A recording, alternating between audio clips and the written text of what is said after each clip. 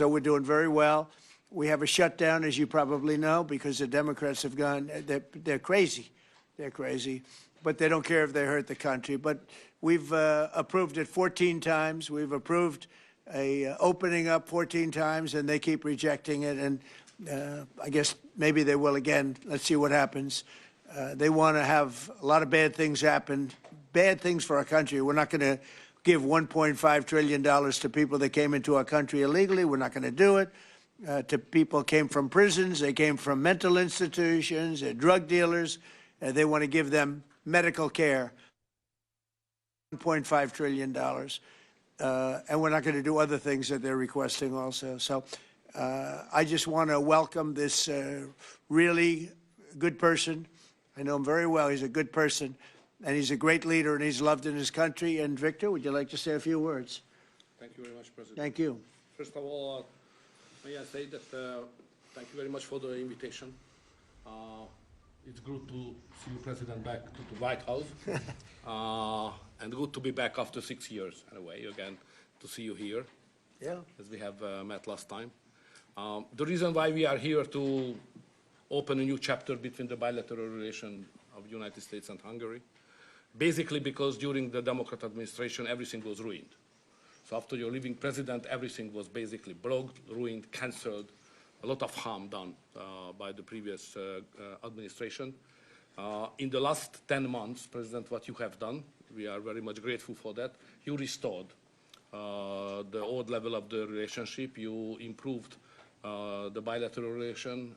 You repair what was done badly by the previous administration. So now we are in quite a good position to open up a new chapter, let's say a golden age between United States and Hungary. And we have plenty of suggestions for today: economic cooperation, military cooperation, and political cooperation. And the main issue, probably, President, you know we are neighboring Ukraine, which is in war. It's the most important issue for us, and we would like to discuss with you how we can contribute to help you in your peace efforts. And you've taken a lot of Ukrainians that needed your help, and you've taken a lot of them in your country, and everybody appreciates that. Thank you very much. Yeah, we do our best. Thank you very much. Any questions, please? Go ahead. Thank you, Mr. President. Mr. Orban has requested an exemption as it relates to oil that is coming from Russia. Is that something that you are prepared to do? And may I ask Mr. Orban a question in regards to that very issue? Sure. We're looking at it because it's very difficult for him to get the oil and gas from other areas. As you know, they don't have the advantage of having sea. It's a great country. It's a big country, but they don't have sea. They don't have the ports. And so they have a difficult problem. There's another country that has that same problem, by the way. But when you look at what's happened with Europe, many of those countries, they don't have those problems, and they buy a lot of oil and gas from Russia. And as they know, I'm very disturbed by that because we're helping them, and they're going and buying oil and gas from Russia. So that question could be really asked maybe more accurately if you talked about many European countries, not Hungary necessarily, because Hungary is in a different position. But many European countries are buying oil and gas from Russia, and they have been for years. And I say, what's that all about, right? Thank you. So that will be one of the issues for today, to explain clearly what would be the consequences for the Hungarian people and for the Hungarian economy not to get oil and gas from Russia, because we are supplied by pipelines. Pipeline is not an ideological or political issue. It's a physical reality because we don't have port, exactly as the President explained to you. So we will negotiate on that point. It's vital for us anyway. Mr. Orban, there are two pipelines, as I understand it. There's a pipeline from Ukraine and there's a pipeline from Croatia. And my understanding is that the pipeline from Croatia can provide all of Hungary's energy needs. As a result, why would you need an exemption if that's the case? Okay. So when we discuss that issue, you should separate the gas and the oil. On the gas issue, which is very important for us, 90% of the Hungarian households based on heating system based on gas. So we have only one pipeline delivering gas to Hungary, which is the main pipeline, the Turkish one. What we got from Croatia is a very small volume, supplementary gas pipeline. Okay, that's gas. Oil is another issue. So oil is coming from the Druzhba pipeline, which is the main supply, and that is a Croatian one, which is the secondary and supplementary pipeline. We would like to convince the Croatian government to enlarge it and make it possible to deliver more. Under these circumstances, it cannot be the main pipeline. It's just supplementary. But later on, with some big investments, it could serve better the interest of Hungary. Yes, please, go ahead. President, thank you. Many people see this mission not just as an encounter between two countries, but as the symbol of the strengthening of a new conservative world alliance. Would you agree with that interpretation? And how do you see the future of Europe in the light of leaders like Viktor Orban stand up to Brussels bureaucracy and the globalist agenda? Are you from Hungary? Yes, I am. I figured. The fact is that he's a great leader, and he's respected all over, not necessarily liked by some of the leaders, but, you know, those leaders have proven to be wrong. If you look at his stance on immigration and other things, you know, if you look at Europe, they've made tremendous mistakes on immigration. It's really hurting them very badly. He has not made a mistake on immigration. So he's respected by everybody. He's liked by some. And I can tell you, I like and respect. I'm a double. I like and respect him. And that's the way Hungary is being led. They're being led properly. And that's why he's going to be very successful in his upcoming election. May I have a comment Please. on that? You know, language is important because the Anglo-Saxon terminology is different from the European one. So to use categories can create some misunderstanding. So I would like to be clear as much as we can.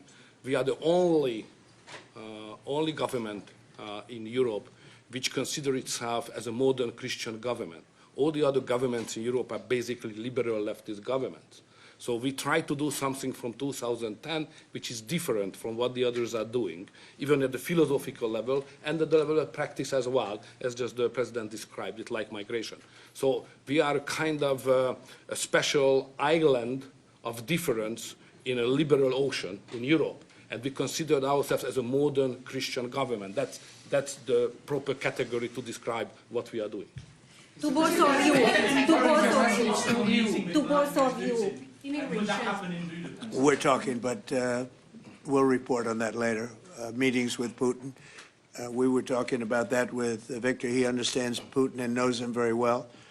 And I feel that, I mean, I'm going to let you say what you think, but I think that Viktor feels we're going to get that war ended in the not too distant future. Viktor, do you want to talk about that?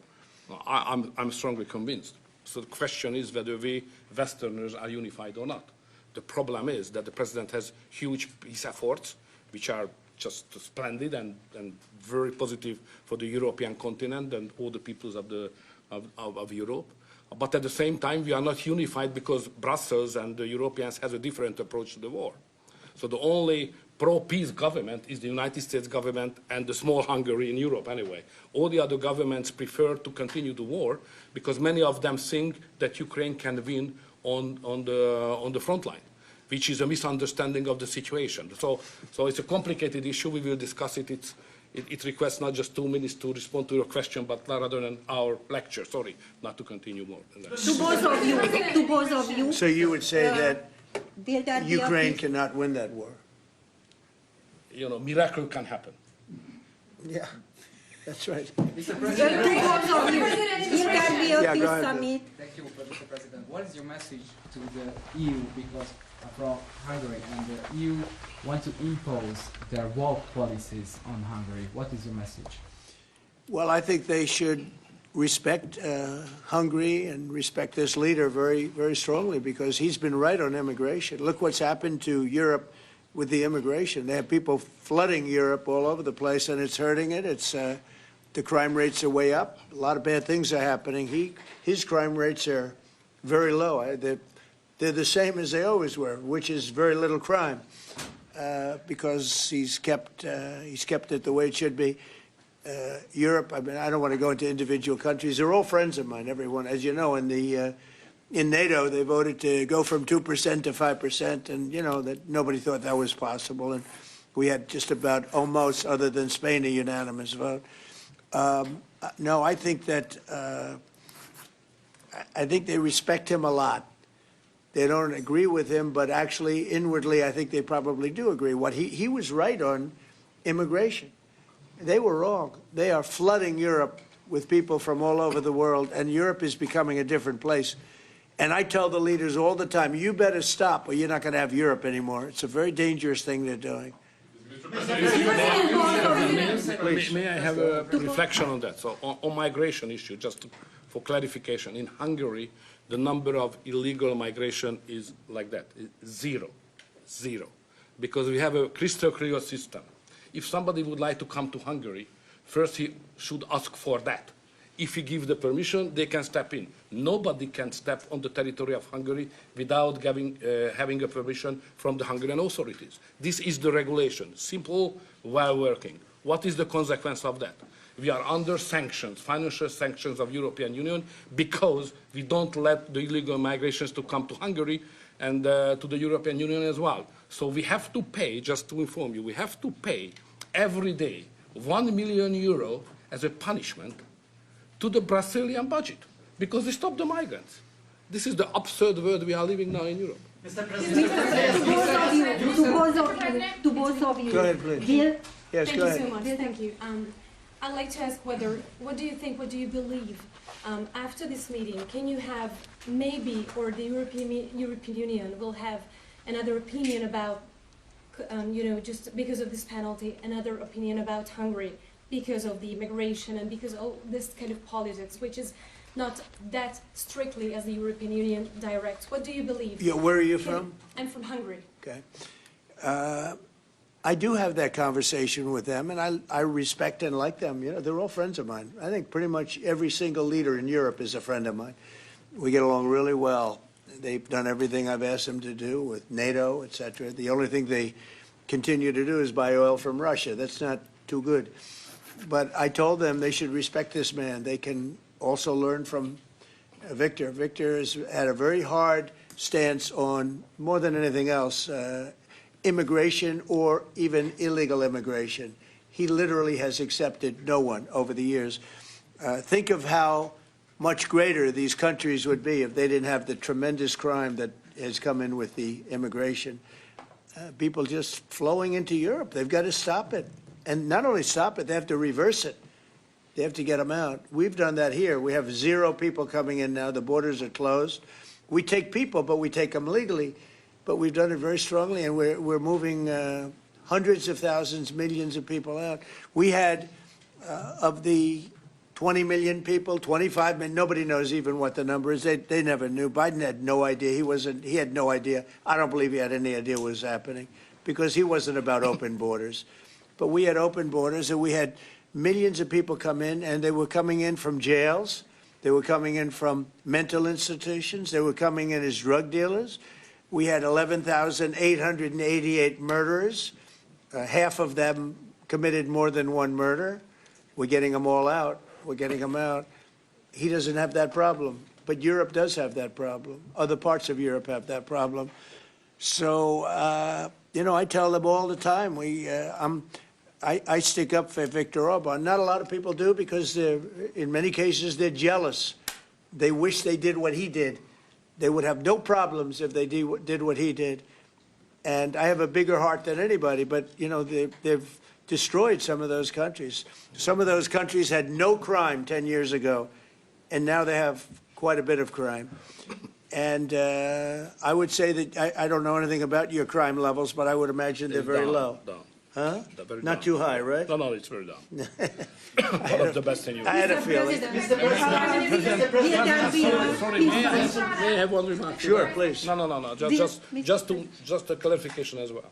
I'm not here to ask how President Trump to manage my conflicts or our conflicts with the European Union. This is our matter, so we will do it. What we need is a golden age, to open a golden age of the United States-Hungary relationship. That's the biggest help we can get from the United And States. maybe Europe too, you know, we can include Europe, but it's going to get more difficult. So inside the European Union, we will manage all of our affairs. To be the most possible humble guy, yeah? But I'm the longest-serving Prime Minister of Europe. I survived all the Prime Ministers who attacked us. And I'm sure we will survive next years as well. So we will manage our conflicts successfully. Mr. President, please. One question for you, Mr. President. One question for the Prime Minister. Speaking of Europe, last month you said that you would not withdraw U.S. troops from Europe, yet 2 weeks later, the Pentagon announced, decided to withdraw significant number of troops from Romania. So have you changed your mind, or the Pentagon ignored your assurance? No, they don't ignore anything that I say. What they do is we make changes, we move. It's the same number, total number, but we move people around. I happen to like the Romanian people. I think they're great people. And Pete, you may want to suggest something right there, please. Absolutely. No, nothing was uncoordinated with the White House. It's all part of the view that we have of Europe, and there will remain troops in Romania, but there's some change in how we rotate and how many we rotate. And the relationship with Romania is very good, right? It's very good, and we've coordinated all this with Secretary General Ruta, with throughout EUCOM, throughout our allies. Everyone was notified in advance. The relationship with Romania is very good. The relationship with Europe is very good. I disagree with what Europe is doing, having to do with immigration, but I agree with them on many other subjects. We just signed the biggest trade deal ever made with Europe, $950 billion. We were able to do it because of tariffs. It was a deal that was good, very good, but we had a very unfair deal. We were treated very badly before I came into office, but we just signed. It's the single biggest trade deal ever signed. So we have a very good relationship with Europe. Yeah. What is the main dispute with the Russians which prevent the Budapest summit with Putin from taking place? The basic dispute is they just don't want to stop yet. And I think they will. I think it's taken a big toll on Russia, a big toll on both countries, obviously, but it's taken a big toll. They're losing 7,000 soldiers a week. That's a big toll.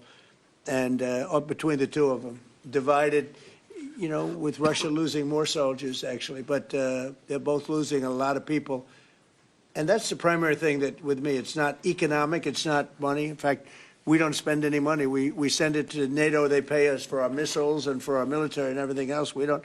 It's not a question of money. It was with Biden. He spent $350 billion. He got nothing for it.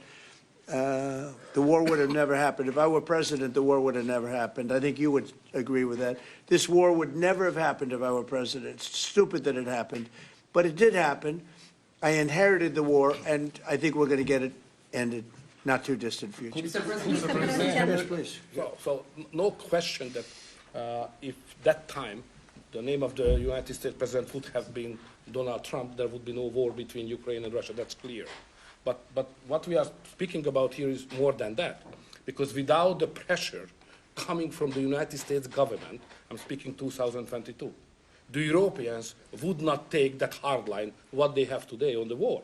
Remember that big countries of Europe rejected to be involved more than just sending some, humanitarian issues. So the pressure coming from the United States to be more pro-war in Europe. So that's the fact of the history anyway. So we have to restore something which was ruined and created from here. And that's the reason why I understand absolutely the devotion of the president now to do everything to stop the war, because that would be not that deep without the previous government pressure from here. So the reason why I'm here to be as much as helpful I can to contribute to the peace efforts of the president, because that was an enormous mistake what we have done, the Western world several years ago, and we have to stop it, and it's common responsibility. Biden actually pushed for that war to happen, okay, if you can believe it. Nobody can believe it, but it's one of those things. And now look what happened. Look what's happened to Ukraine. It's a much smaller country. A lot of people are dead.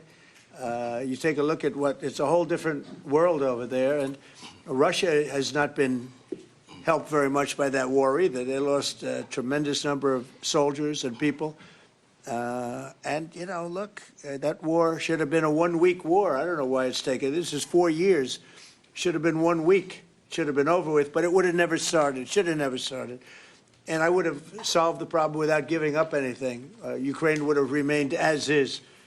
So there were tremendous mistakes long before I got there.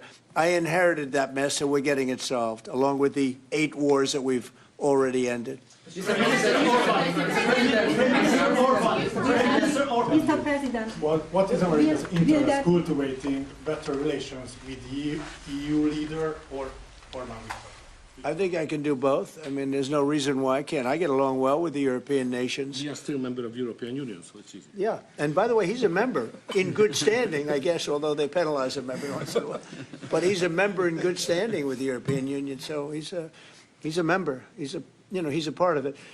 But I get along great with him, and I get along very well with them. I agree with him on immigration much more than I agree with them, but I agree with, a lot of the things in Europe he also agrees with. But he had a difference, I would say, primarily on immigration more than anything else. And I happen to think he was right because their whole fabric has changed. I mean, you go to some of the countries, they're unrecognizable now because of what they've done. And Hungary is very recognizable. Yes, ma'am. Mr. President. yes, Mr. President, will there be a peaceful meeting in Budapest still this year? What do you think? You mean a meeting with President Putin? Yes. You mean in Hungary? Well, I'd like to keep it in Hungary, in Budapest. That meeting, it turned out I didn't want to do that meeting because I didn't think anything was going to be happening of significance. But if we have it, I'd like to do it in Budapest. Yeah, it'd be good. Mr. President, you said many times to support Viktor Orban. Why is it important to win the next election, for example, for the United States, Hungary, and also Europe? Why is it important? Well, I don't know his opponent. I don't know if he has an opponent yet. At some point he will, I guess. We always have opponents, always. right? Not much of an opponent. But I'll be supportive of him. He's done a fantastic job. We've had a great relationship. The United States, look, we had a country that had no leader. It had an auto pen, illegal auto pen, totally illegal. And that's coming out stronger and stronger. But we had no leader in the United States. I mean, Hungary, as an example, had no relationship with the United States, even though we do, billions of dollars in trade with Hungary. Yeah. Hungary's a big country economically. We do, billions of dollars in trade with Hungary. Why would they give that up? And they gave up so much else. Look, they gave up everything. This country was poorly run. I think if I didn't win the election, we might not have a country, if you want to know the truth, not a recognizable country. But our relationship was immediately good as soon as I won the election because Viktor's one of the people that's highly respected, and we had a great relationship with Hungary. We do again. That was an easy one. Yeah. Do you and Prime Minister Orban agree on ways to put pressure on President Putin to come to the negotiating table to end the war in Ukraine? I think we agree that the war is going to end. Sometimes people have to fight it out a little bit longer, but I think we agree that the war is going to end in the not-too-distant future. Do you want to talk about that, Viktor? I have some ideas, and I will present it to the President, how to stop it. Mr. Prime Minister. Mr. President, since you brought up the Walmart Thanksgiving meal, Yeah. and it is cheaper, but it also contains less, as affordability... Well, I haven't heard that. You're telling me. Who are you with? Who are you with? I'm with NBC News, sir. Fake news. NBC. You're fake news. What a NBC's gone down the tubes along with most of the rest of them. If I ask, why do you think there's such a disconnect between the economy that you're describing day to day and the way many Americans say they're feeling and they're concerned about? Well, they feel better about our country right now, other than the shutdown, obviously, which is caused by the Democrats, could be ended by the Democrats in 2 minutes. They feel much better. We have more jobs. We just set a record on jobs. You do know that. We have more investment in our country than any country in history. We're over $18 trillion as of this moment, and we're going to be maybe at 20 or 21 trillion by the time I finish up my first year. And there's been no country, China, no country in the world that's done anywhere even close to that number. Your friend Biden, as an example, in 4 years was less than $1 trillion. We'll be at 21 trillion in 1 year. So there's no country that was even close to that, and our country was a laughing stock all over the world. We have more jobs, we have more potential than any other country, and frankly, we're the hottest country right now. Victor said to me before, we're the hottest country anywhere in the world. Think of it. We'll have $21 trillion invested. We have auto plants pouring back in. We have AI pouring back in. We're leading China in AI by a lot. We're leading everybody in every category. There's no category that we're in second place. So I just heard this yesterday that Walmart said that the Thanksgiving was 25% more expensive under Biden. That's a big, to me, that's a big number, because Walmart's respected. I mean, Walmart is Walmart, and, you know, they're giving you prices. So that would mean that the whole series of pricing and costs, you know, the groceries and everything else, it was a con job. It was a con job. Affordability, they call it, was a con job by the Democrats. The Democrats are good at a few things: cheating on elections and conning people with facts that aren't true. It was 25%. Walmart just announced it 2 days ago. 25% cheaper this year, will be cheaper to have Thanksgiving than it was a year ago under Sleepy Joe Biden. You say that affordability is a con job, as you put it.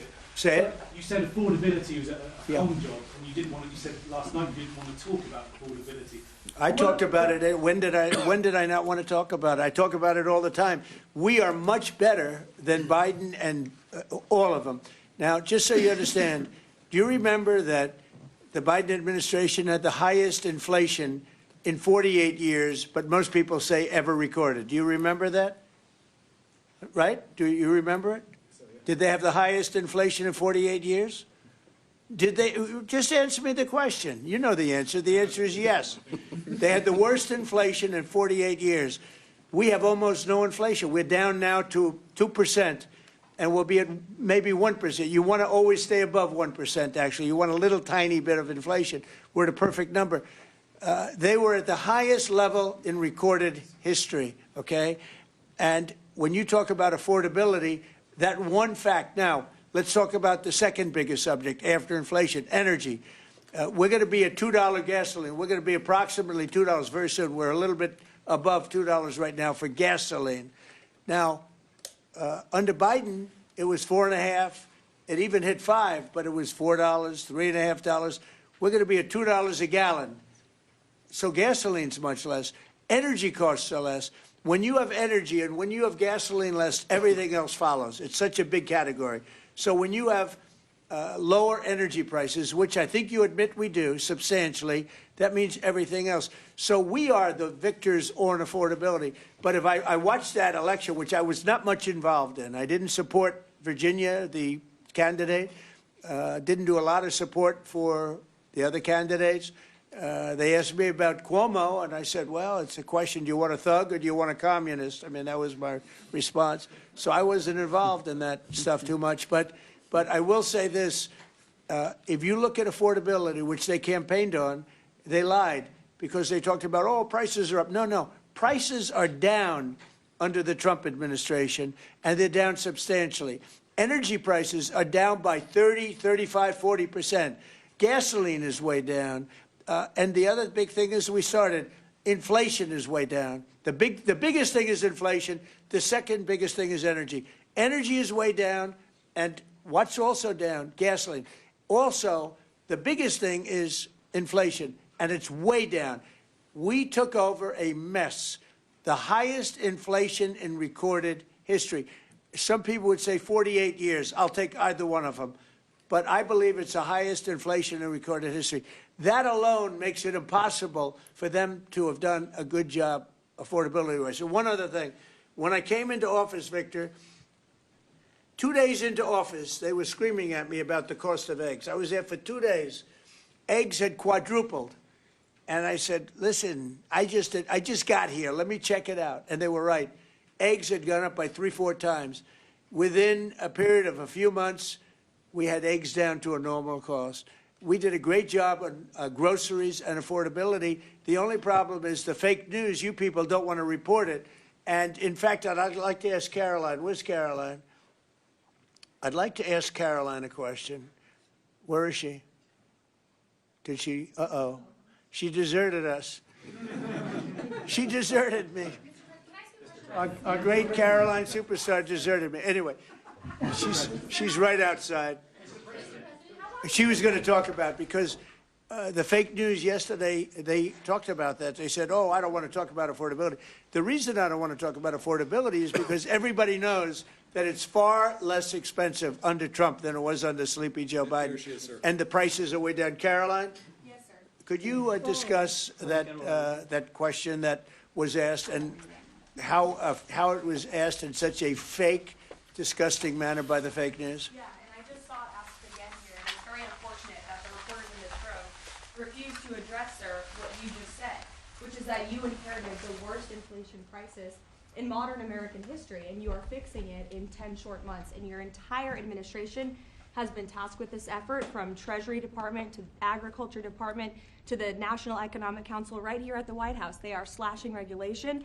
He signed the largest middle-class tax cut in 6 months. In 6 months, in record time, putting more money back into the American people's pockets. So affordability is what the American people elected this president to do, and he is doing it, and you guys refuse to cover it, and you refuse to cover that the previous administration created the worst unaffordability crisis in American history. And I've been watching the TV all day saying that he doesn't want to talk about affordability. That's what he's working on every day, and that's what this administration is doing. Right now. But you know why they refuse to cover it? Can I get Because her they're for fake someone? news. That's why. Go Can I ahead. get her someone? Sure. Caroline, the Prime Minister would like you to work for him in Hungary. Please consider. Please consider. You know what? That's a very good decision you just made. Please don't leave us, Caroline. Yeah, please. You spoke to Republican senators. They do not seem interested right now in getting rid of the filibuster. That's too bad. They're making a big mistake. That's right. No, but they're coming my way. You're right. Wait a minute. The way to do it for the Republicans is to terminate the filibuster. They call it the nuclear option. This is the second form of nuclear. Very good, very good. This is a good form. This is not a bad form. I would have been in favor of that a long time ago. But you know the Democrats are going to do that. And most of you will admit the Democrats are going to do that. So why aren't we doing it? And I think only a foolish person would be against that, especially when you realize that these are crazed people. These people are absolutely crazed, Trump derangement syndrome, whatever it may be. And I am totally in favor of terminating the filibuster, and we would be back to work within 10 minutes after that vote took place, and lots of other good things would happen. And it doesn't make any sense that a Republican would not want to do that. If they're not going to do that, then it seems like you'd have to make a deal with Democrats to end the shutdown. Here's some of the things that we'd pass if we terminated the filibuster. Voter ID, no mail-in voting, no cash bail, no men and women's sports, no welfare for illegals. You could go on and on. This is 2 pages of things we'd do if you did that. Without it, I don't know that you pass anything, because you can't deal with them. They're really irrational. They really are. But I was happy to see that a tremendous liability to this country, a woman that made herself rich in this country, Nancy Pelosi, has quit, and she'll be out of here pretty soon. And that, I consider that to be a great asset for America, getting her out. Yeah, please go. Are you really going to deal with Democrats? You're not interested in it? I don't know. We'll see what they have. I mean, we'll see. But they're very destructive for the country. NBC, fake news. I'm not taking you. Go ahead. Mr. President, are you worried about it backfiring in the future on Republicans? Should they get rid of the filibuster, and then down the road, Democrats? Well, you know, normally I would say, well, a little bit. But the reason that I'm not is because if they ever took over power, they'll do it. Look, Joe Manchin and Sinema are 2 people that are no longer in politics because of this issue. They were opposed to what the Democrats wanted to do. They wanted to terminate the filibuster. They were opposed to it. They're no longer in politics. They're gone. The Democrats will do this. So if the Democrats are going to do it, I'm saying Republicans should do it before they get a chance. It's very simple. And if we do it, we will never lose the midterms, and we will never lose the general election, because we will have produced so many different things for our people, for the country, that it would be impossible to lose an election. Are you